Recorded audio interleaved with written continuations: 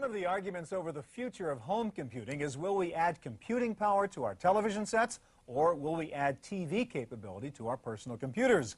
Apple is betting that the TV will be the preferred viewing device with a new approach to home computing called Pippin.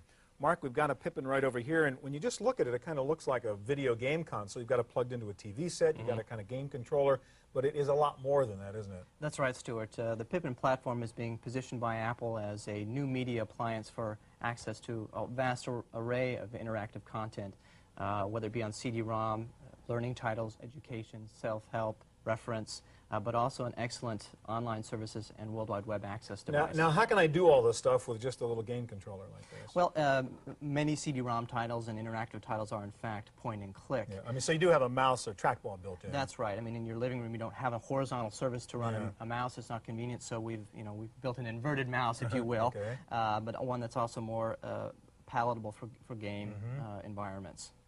And you can plug a keyboard in, too, if you needed it, right? Absolutely. The structure of the Pippin is such that you can plug any ADB device, in this case Apple keyboards or other third parties, into the receptacle, and then you have access to text. All right, let's look at two of the main things it does. I mean, it is a multimedia Mac, if you will, right? So you've got a CD-ROM in there, and I could just play a typical game with my kids or whatever. That's right. The consumer would take a CD-ROM for the application that they wanted to play or work with, and simply put it in the device. All right. And so that's your little CD-ROM slot in there. That's correct. It's a 4X CD-ROM drive, very capable technology.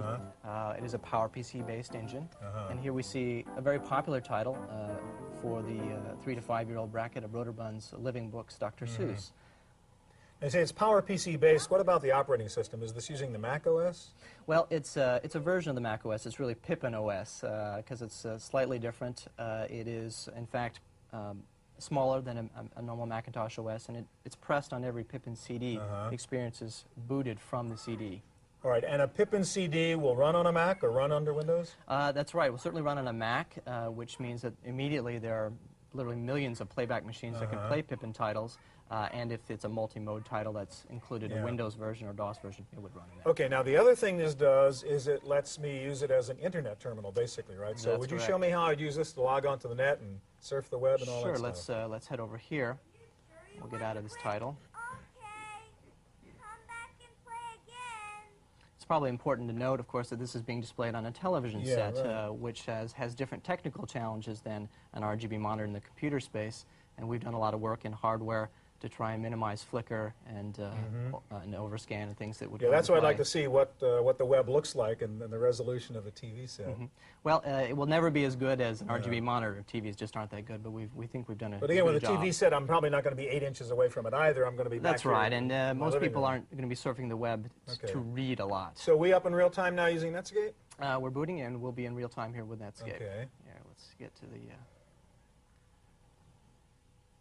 And we can just go surfing around here using Pippin as an internet terminal. That's correct. I'll just get some bookmarks here. We can go quickly to, say, the Apple computer page. And so it's got sort of modem built in?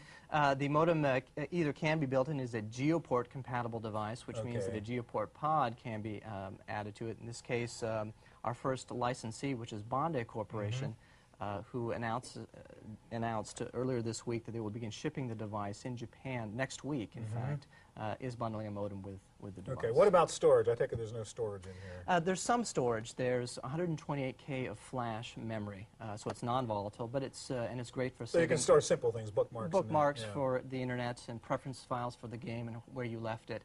If you need more storage than that, there's an optional floppy drive, and there will be other peripherals available in time with larger storage. Real quick, finally, what's the intended price, Mark? Bandai is shipping this device now at 648,000 yen, which is by today's rate about $650. That's with the device, the modem, and for 5 titles.